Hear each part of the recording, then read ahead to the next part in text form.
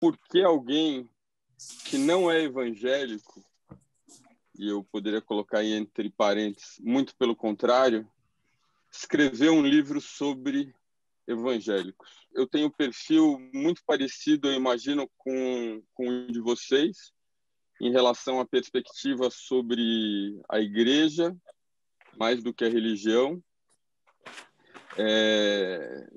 E tive uma oportunidade de ouro que apareceu depois do mestrado, de trabalhar com um antropólogo muito importante, que é o professor Daniel Miller, da UCL, e de participar de um projeto chamado Why We Post, porque postamos. Isso me levou para um povoado que faz parte do município de Camaçari, na Bahia. Ele é considerado parte da Grande Salvador, porque ele está justo na Costa dos Coqueiros, chamada Costa dos Coqueiros, porque é o litoral norte, saindo ali exatamente do aeroporto de Salvador. O lugar mais conhecido ali, até pouco tempo, era Arembepe, agora é a Praia do Forte. E para quem visitou ou visita essa região, ao lado, junto com o processo todo de formação de uma indústria hoteleira, né, que hoje é mais importante que Salvador ela mesma, em termos de infraestrutura de hotéis. Se eu não me engano, são 9 hotéis internacionais, e outros que estavam abrindo no contexto que eu tive lá entre 2013 e 2014. Eu aterrisei nesse lugar, na parte trabalhadora, porque era o objetivo. Toda essa costa, que inicialmente foi um lugar de casas de veraneio, né, e casas de fim de semana para os moradores da Grande Salvador, mais prósperos, elas foram trazendo imigrantes, né, migrantes, que construíam a infraestrutura da rodovia, primeiro, em 79, que foi inaugurada a Estrada do Coco, e toda a infraestrutura de saneamento, água, eletricidade, mais recentemente internet, para esses investimentos, que são de imenso porte, né? Todos esses grandes hotéis, isso sem contar os hotéis menores e as pousadas, mas são todos hotéis ligados a empresas internacionais, são grandes investimentos, e junto a portanto, essa faixa, que é a Estrada do Coco, formaram-se vilas trabalhadoras, geralmente onde já existia um povoado pescador. O povoado pescador foi empurrado para o lado de lá da pista, né, para o lado que não tem contato com o mar, e hoje ali não tem nenhuma diferença dessa periferia que a gente enxerga saindo do miolo das grandes cidades do Brasil. E isso trouxe para mim, dentro dessa experiência, né, de prestar atenção em outras culturas, de ter visitado com frequência Minas Gerais, o interior de Minas Gerais, e convivido, né, com esse lugar, e a Argentina, e a Bahia, e as muitas Bahias, né? Eu me senti muito empolgado pessoalmente, fazendo uma descoberta de que eu, apesar de ser brasileiro, não conhecia o meu país, né? Em geral, eu acho que a gente fala isso se referindo à Amazônia ou a lugares exóticos, né?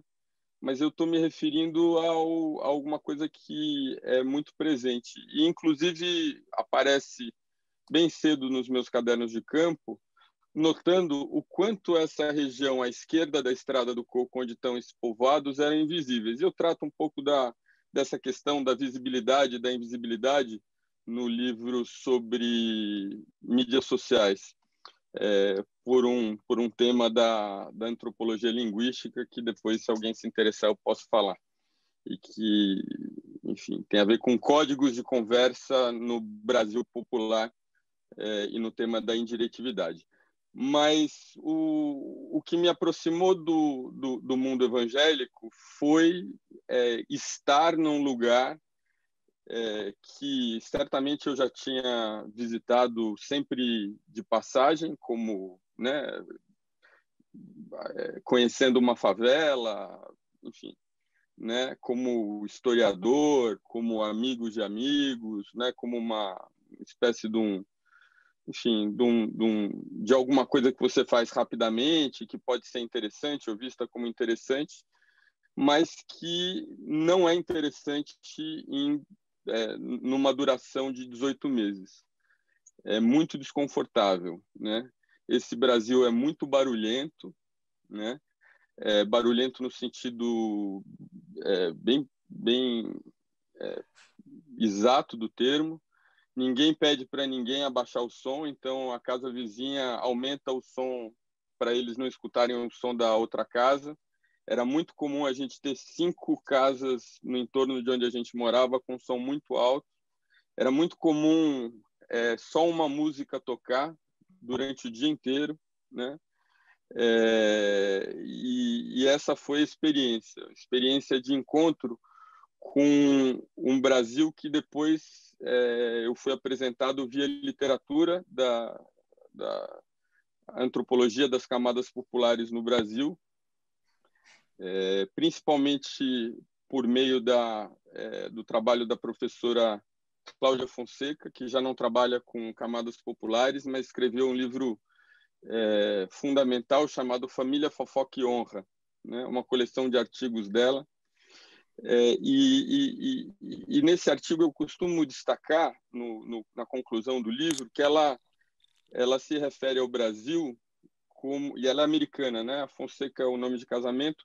Ela é uma antropóloga muito bem formada, americana, doutorada na Sorbonne e professora da Universidade Federal do Rio Grande do Sul já por muitos anos. É uma das principais antropólogas do Brasil e respeitadíssima dentro desse circuito. E ela, talvez por conta dessa tradição americana, escreve um livro acadêmico que é ao mesmo tempo acadêmico e possível de ser lido, inclusive por alguém menos experiente no assunto. E, ao concluir, ela diz que o Brasil, o único paralelo que ela encontra sobre as relações de classe no Brasil é com a África do Sul do apartheid. Enfim, e hoje uma parte importante da literatura antropológica trata dessa questão dos condomínios fechados, enfim, e que metaforizam, né, esse Brasil.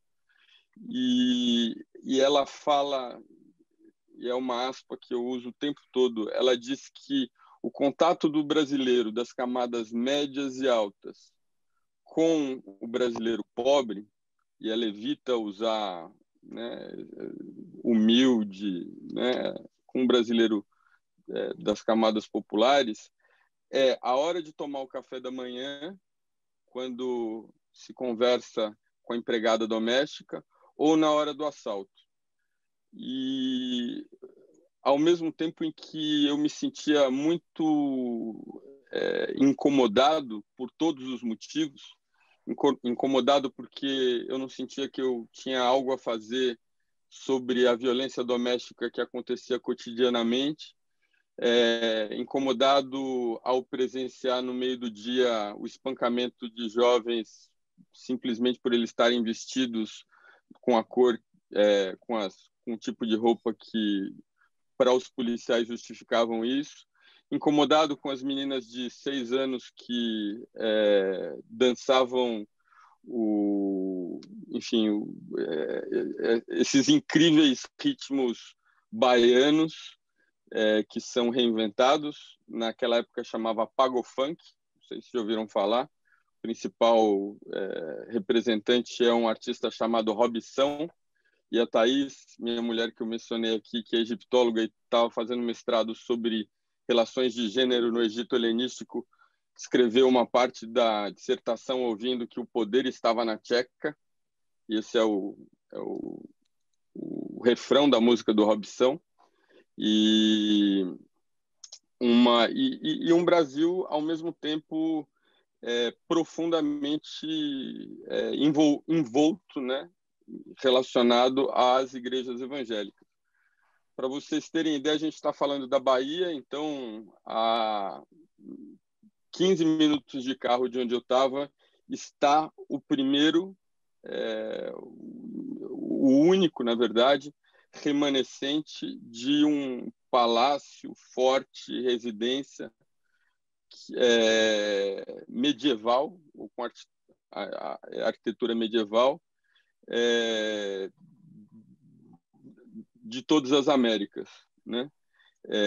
Então, não é a presença do cristianismo não é recente ali. O povoado, que eu não vou mencionar o nome porque eu não menciono com uma questão de proteção, né, dessas pessoas, uma prática comum na antropologia, o povoado tinha uma igreja, uma capela católica, antes dessa divisão aí entre o lado da praia e o lado do interior. Essa capela foi transferida para o centro do povoado, e ela tem um padre que visita outras 4 ou 5, portanto, você tem missas com padre a cada 5 semanas. Por outro lado, eu contei só da Assembleia de Deus 22 igrejas ligadas a essa igreja principal da Assembleia de Deus, que por sua vez era ligada à Assembleia de Deus de Camaçari. A Assembleia de Deus foi a primeira igreja pentecostal a chegar ali, não a primeira protestante, porque, como talvez alguns de vocês saibam, o movimento batista, né, os batistas, tem uma presença muito importante na Bahia, em Salvador, mas a Assembleia de Deus chegou em 68, 69, e eu contei literalmente, porque fazia parte do trabalho no início, algumas dezenas de denominações evangélicas e um número quase incalculável de igrejas novas. Incalculável, eu digo, porque elas abrem e fecham e estão em todos os lugares, no centro da vila, no meio da vila, nas invasões de terra, mesmo no meio da rua, né? Então, isso para dar uma ideia da importância desse fenômeno naquele contexto, né? Eu, a princípio, não tinha interesse, eu não fui lá para estudar o cristianismo, eu fui lá para estudar quais os usos e as consequências das mídias sociais no Brasil popular, considerando que, em grande parte, o brasileiro popular paga pela introdução dele, né, pela inclusão digital dele. Ele não tem dinheiro como os outros segmentos da sociedade, compra em 48 vezes um laptop ou um computador, e ele não tem a escolaridade, e ele corre atrás desse conjunto de experiências e de recursos para usar a internet. A curiosidade era por que isso. E a igreja, dentro desse contexto, ela surgiu primeiro por eu ter sido ameaçado de morte, né? não por alguma coisa que eu tenha feito, mas porque era muito esquisito nesse lugar, falando de novo desse Brasil, né, que não é a Amazônia, mas é muito distante da gente, por que alguém se mudaria para um lugar como aquele? Então, como aquele, já usando termos locais, né, que ninguém dava valor, e passava o dia literalmente jogando conversa fora com qualquer pessoa e fazendo perguntas às vezes constrangedoras ou perguntando demais. A noção de um aluno de doutorado não era alguma coisa acessível para muitas das pessoas com quem eu conversei. Então, o meio de campo que a gente encontrou foi professor, que fazia um pouco mais de sentido, apesar do absurdo de um professor estudar tanto tempo, que já não fazia sentido, porque qual que é o dinheiro que vem desse estudo, né? Mas, depois dos 4 meses de trabalho de campo, eu já tinha estabelecido algumas relações, né, de confiança, e algumas pessoas, essas pessoas mais próximas, começaram a dizer que havia uma desconfiança sendo disseminada de que eu era um policial trabalhando ali, porque só isso justificaria um homem branco relativamente letrado, que não tem nenhum parentesco e nenhuma relação com aquele lugar, aparecer do nada. A gente estava na véspera da Copa do Mundo, eu cheguei ao campo em abril de 2013, enfim, depois de ser informado de que havia aí uma desconfiança e de ter recebido esse aviso de que a minha vida, a da Thaís, enfim, poderiam estar correndo perigo, consultando o meu orientador, ele sugeriu que eu buscasse me envolver com as coisas que pudessem chamar menos atenção.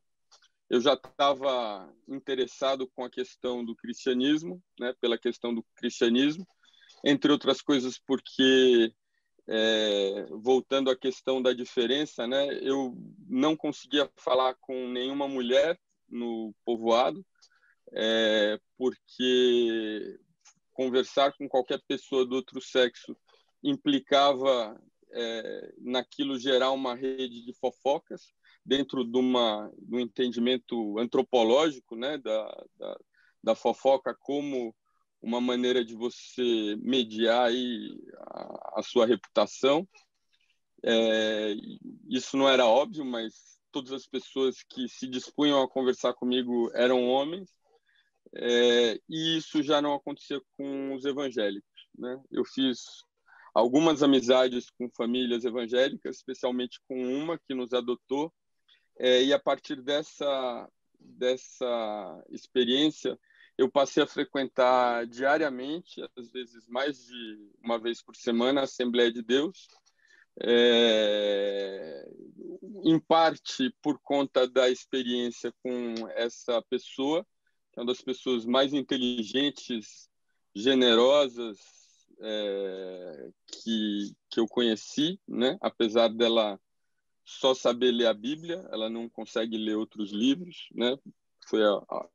Se alfabetizou tardiamente pela igreja, e também porque eu fiquei completamente fascinado pelo espetáculo do culto pentecostal. Foi reveladora, né, do ponto de vista técnico, né, não como um chamado religioso para mim, mas por descobrir que eu não imaginava o que aquelas pessoas poderiam encontrar ali que justificasse que elas, várias vezes por semana, chegassem do trabalho, né, geralmente motoristas, faxineiros, faxineiras, cozinheiras, etc., fizessem uma transformação radical, trocando os uniformes por roupas muitas vezes elaboradas, e passassem 3 horas, em geral, de 3 a 2 horas naquele evento. Mas é uma das coisas, é muito mais interessante do que assistir televisão, né? 1 hora antes do culto começar, as pessoas entram, a igreja abre, daí todo mundo se ajoelha de uma forma muito tocante, colocam os cotovelos nas cadeiras de costas, né, para onde fica o pastor, e elas começam a conversar sozinhas, em forma de oração, uma oração que é muito pessoal, apesar dela ter elementos comuns, né, de aleluia, etc. Várias começam a chorar nessa conversa, né? E são verdadeiros momentos de terapia pessoal, em que se fala de tudo, né?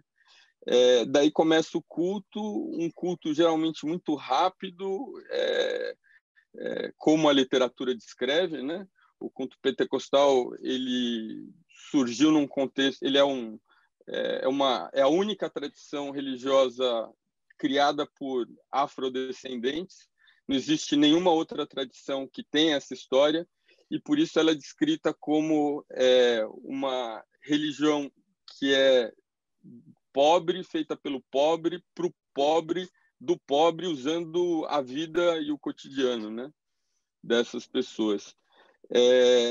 E o culto transcorre com uma série de falas, geralmente muito biográficas e que fazem relação com muitas coisas que estão acontecendo no momento. É um espaço muito politizado no sentido amplo, né, da política, no sentido das tensões que existem dentro da igreja, quem fala, quem pode falar, quem é levado, por que o pastor se comporta e a família dele de uma forma ou de outra. Enfim, não vou expandir muito aqui, mas principalmente, concluindo, eu fiquei impressionado como alguém completamente descrente e afastado desse mundo, por constatar que muitas dessas pessoas viviam melhor do que as outras pessoas que eu conhecia. E viviam melhor não em termos de prosperidade. Eram mais cuidadosas com os filhos, tinham tomado a decisão de aprender a ler em algum momento, que não era o caso de quase todas as outras pessoas. Tinham orgulho de falar que os filhos estavam estudando, tinham vidas mais saudáveis, né? Economizavam dinheiro, tinham casas próprias, e geralmente trabalhavam feito loucos, né? Era muito curioso a comparação do católico e dos outros, né?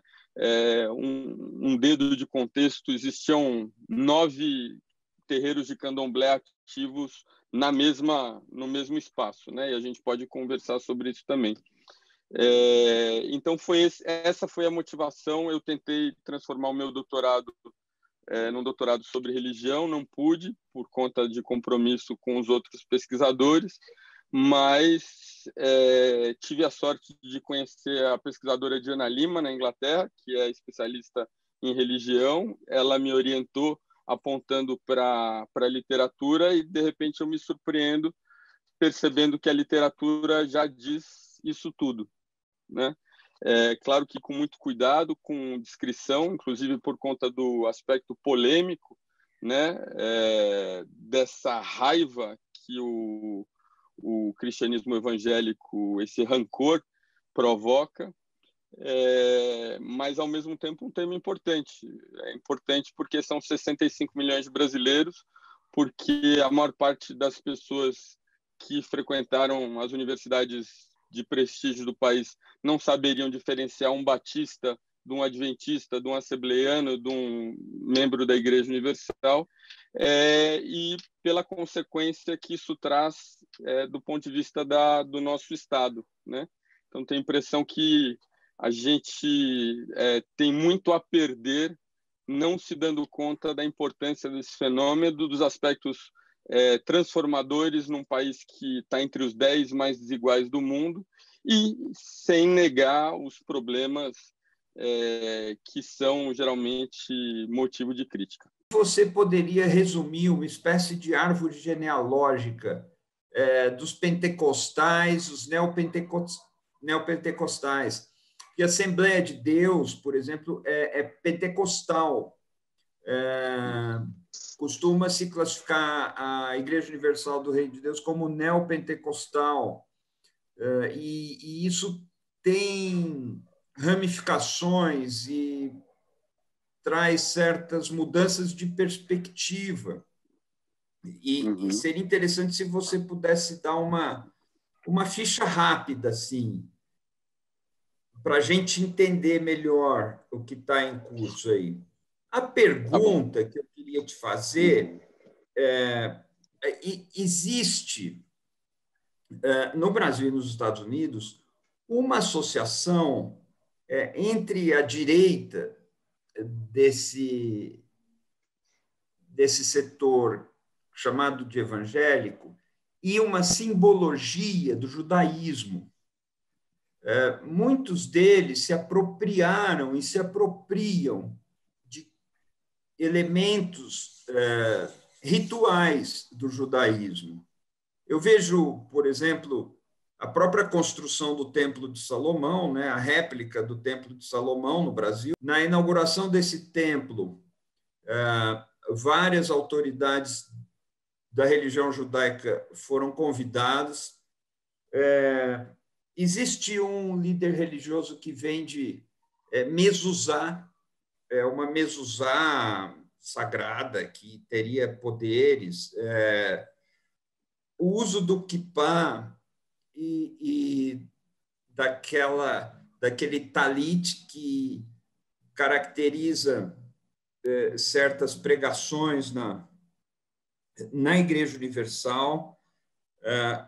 Os candelabros, a menorá, aparece também muitas vezes, e uma defesa da causa do Estado de Israel.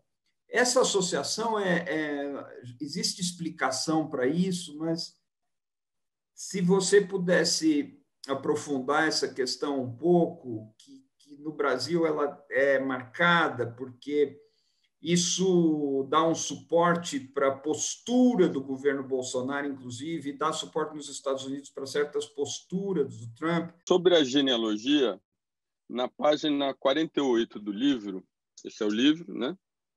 E na página 48 tem, esse é um trabalho que a Revista de História do Museu Nacional fez e que a gente reproduziu aqui.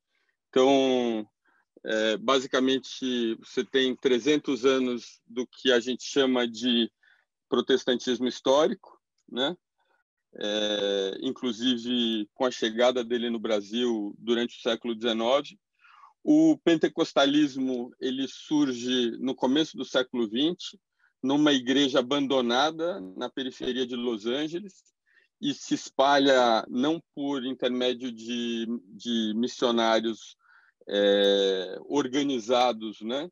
Mas como uma novidade que fala principalmente com pobres, né? Chega no Brasil pouco tempo depois pela Congregação Cristã do Brasil, em 1909, se eu não me engano, né? Ou seja, sei lá, 5 anos depois do surgimento nos Estados Unidos do pentecostalismo, e logo 2 anos depois, com a vinda de missionários suecos que passam pelos Estados Unidos e vão a Belém do Pará, a fundação da Assembleia de Deus. E muitas das igrejas que são chamadas de neopentecostais são desdobramentos desse experimento, ou de igrejas do protestantismo histórico que, em algum momento, se rebelam, né, contra, segundo o historiador inglês Alec Ryrie, se rebelam contra uma sofisticação que separa a vivência do indivíduo direta com Deus, ou seja, o culto se torna demasiadamente erudito e complexo, portanto, de tempos em tempos você tem situações de reavivamento em que surgem grupos novos, né? Os Quakers, por exemplo, que ainda existem, né, nos Estados Unidos ou na Inglaterra, eles têm esse nome, é um nome que a princípio era uma gozação, porque eles chacoalhavam, né? Os Quakers chacoalhavam com esse tipo de inspiração direta que, se eu não me engano, no Brasil chama de retetê, mas eu posso estar enganado com o termo, que é quando você incorpora o Espírito Santo e começa a rodar e a dançar e a chorar. Então, esse é um pouco a genealogia. O neopentecostalismo é um termo criado na USP pelo professor Ricardo Mariano, Departamento de Sociologia, até onde eu sei. Eu digo até onde eu sei porque eu não sou antropólogo da religião, eu sou um antropólogo basicamente dentro da tradição da cultura material, e me eduquei para escrever esse livro, basicamente. Mas é interessante esse termo neopentecostal porque ele é mais usado nos jornais e muitas vezes de maneiras pouco claras, vagas. A intenção era sugerir uma mudança de postura em relação à maneira como a igreja e os fiéis lidavam com o dinheiro e com a prosperidade, né? O pentecostal ele tem o desenho do pentecostal, né? A imagem do pentecostal é aquele casal bastante humilde, ele com um terno surrado, a gravatinha, ela com a saia abaixo do joelho, e eles profundamente e ardentemente apegados à disciplina à disciplina religiosa e ao que é certo, né? E esse neopentecostalismo expandiria essa experiência para algo novo que envolve também adquirir não só um futuro melhor depois que você morre, mas um futuro melhor agora também, né? E isso é rapidamente aí uma pincelada nessa evolução do protestantismo.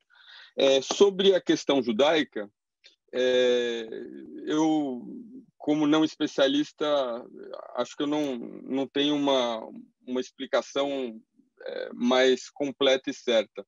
O Pentecostes, né, o dia de Pentecostes, ele é uma celebração tradicional do judaísmo, né? Ele, enfim, se eu não me engano, ele está associado à lavoura, a um momento de colheita, e ele é apropriado como uma referência a essa nova tradição, porque na descrição bíblica de um determinado momento da celebração de Pentecostes, as pessoas falavam em línguas estrangeiras, né, como falar em línguas, e se entendiam, né, e choravam e dançavam e davam graças a Deus. Outro dia eu estava conversando também com uma outra pessoa sobre esse elemento, aliás, uma pessoa de origem judaica, e ela estava falando do quanto o judaísmo tradicional, por exemplo, o Moisés, ele demandava um rigor, né, com os 10 mandamentos, que a gente observa como alguma coisa importante num contexto de mundo de muita vulnerabilidade, né, onde, enfim, todas essas coisas que eu falei no começo, né, tiroteios e doenças, o hospital ficava a 100 quilômetros de distância, pouca gente tinha carro, etc. Ou seja, muita vulnerabilidade e muita exposição, né, a falta de enraizamento, né, porque as famílias são migrantes, meio que abrindo um pressuposto para uma religião mais à la Antigo Testamento, mais dentro da lei e menos interessada, não desinteressada, mas menos desinteressada nos outros aspectos dela. Uma das conversas, discussões que nós temos tido aqui, em alguns momentos no República do Amanhã, é a questão do conservadorismo subjacente à religião evangélica. Claro que você mesmo nos ensinou aqui essa diversidade, quando se fala em evangélico, a gente pode estar falando de, 20, 30 modalidades de evangelismos, né? De protestantismo, isso. Protestantismos.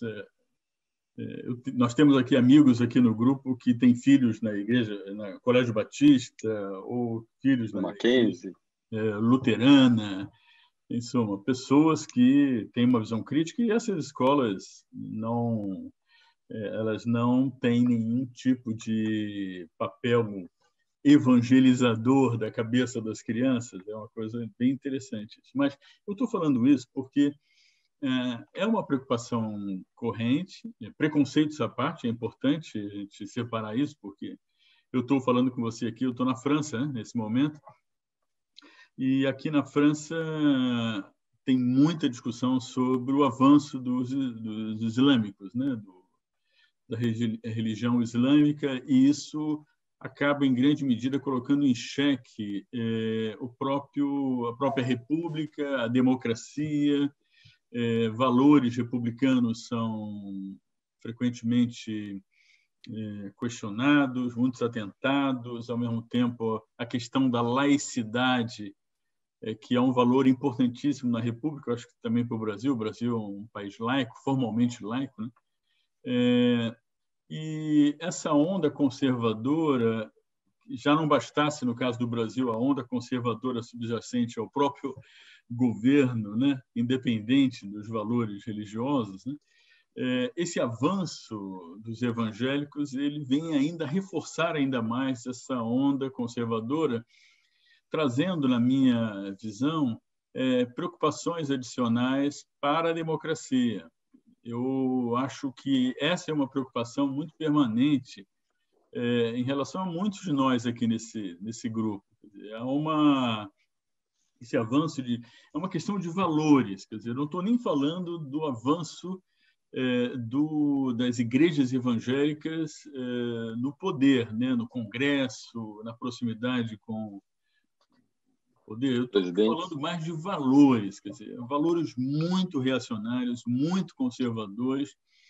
E a minha pergunta para você, a rigor, seria o seguinte: qual a visão dessa comunidade evangélica, pelo menos essa que você conhece mais profundamente, em relação à democracia?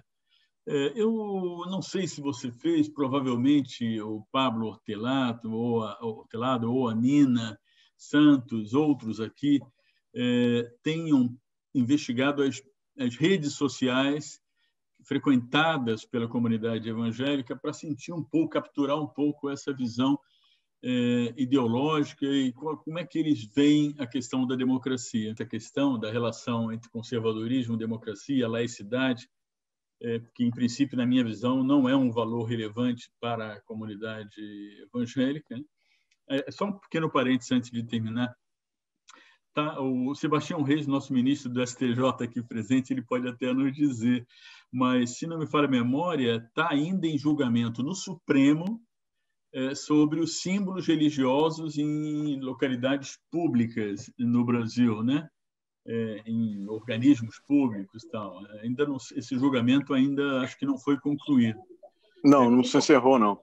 Como a comunidade evangélica veria isso, se por acaso o Supremo decidir que não tem mais símbolos religiosos em organismos, instituições públicas?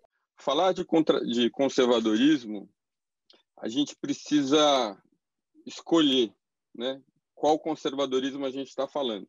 eu tenho visto recentemente, por exemplo, na figura do pastor Henrique Vieira, do PSOL, uma tentativa quase ingênua de nós, né, pessoas com pensamento progressista, de que existam evangélicos progressistas, né? Os evangélicos progressistas são os mesmos que dão aula ou sustentam essas universidades do protestantismo histórico, muito ligadas ao conhecimento, né? E eles são minoria da sociedade. Mas quando a gente fala em conservadorismo, a gente está falando em conservadorismo das pautas morais, ou a gente está falando sobre um conservadorismo em relação a o apoio a determinadas pautas, como, por exemplo, o combate à corrupção, à escravidão, o acesso a populações indígenas não contactadas, o uso a exploração de terras protegidas por lei, porque se nós esperamos encontrar evangélicos nessa grande maioria pentecostal que concorrem, que tem os mesmos sentimentos que nós em relação às pautas morais, eu tenho a impressão que a gente vai se frustrar e essa conversa não vai se mover. E os temas são principalmente casamento gay, a legalização da maconha e o aborto. Mesmo pessoas do compromisso democrático, que são, por exemplo, a deputada federal Benedita da Silva ou a ex-senadora Marina Silva, ligadas historicamente à defesa de valores democráticos no país, não se identificam com esses temas, né? E elas não são exclusivos, né? A entrevista que o Caetano Veloso fez recentemente com o pastor Henrique Vieira, via Mídia Ninja, o Caetano provoca e ele fala: a gente precisa fazer uma crítica nossa, construtiva, em relação a essas igrejas pentecostais, que são os únicos lugares que dão ouvido, né, a essas pessoas que vêm chorar a morte dos filhos, a dependência química dos maridos. É só nessas igrejas que essas pessoas conseguem ter um nome, né? Então, respondendo rapidamente a sua pergunta, se nós conseguirmos observar os conservadores evangélicos do ponto de vista da moral de uma maneira muito parecida com que a gente observa o conservadorismo da população brasileira pobre, tradicional, em relação às mesmas pautas, a gente fez, eu trabalho num instituto de pesquisa chamado BIHUP. A gente pesquisou isso recentemente, e a diferença da perspectiva que o evangélico tem em relação a essas pautas não difere grandemente da perspectiva do católico conservador, do espírita conservador, do judeu conservador ou do protestante histórico conservador. Todos eles têm setores que são conservadores desse ponto de vista dos costumes. Mas a boa notícia é que muitos desses pastores e evangélicos pentecostais não facilmente aderem às pautas enfim, infelizes, para dizer o mínimo, das pessoas que fazem parte do governo hoje, né? Eu queria lembrar para vocês que, apesar do que eu menciono no livro como uma fala desastrosa do Fernando Haddad no segundo turno da eleição, chamando o Edir Macedo de charlatão na TV Aparecida, né, que é a TV católica, ele recebeu 1/3 do voto dos evangélicos. 1/3, de 65 milhões de pessoas, né? Isso é discutido pela pesquisadora Jaqueline Teixeira, uma antropóloga que trabalha no Instituto de Educação da USP.